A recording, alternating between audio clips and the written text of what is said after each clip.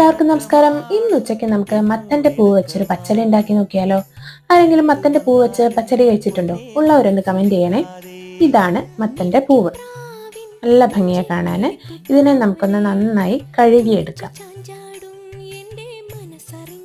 എന്നിട്ട് പൂവും തണ്ടും ഈ കാണുന്നത് പോലെ വേർതിരിച്ചെടുക്കുക.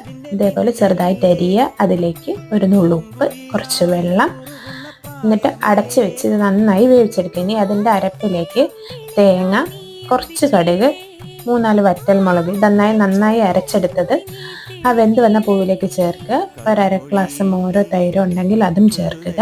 ഇനി അതിലേക്ക് വേണ്ട ഒരു വറവും കൂടെ നമുക്ക് സെറ്റ് ചെയ്യാം. എണ്ണ ചൂടാകുമ്പോൾ കടുകിടുക, വറ്റൽമുളകും കറിവേപ്പിലയും കൂടി ഇടുക. സംഭവം റെഡി ആയിട്ടുണ്ട്. നല്ല മണമാണ് കേട്ടോ. ഇതാണ് സാധനം.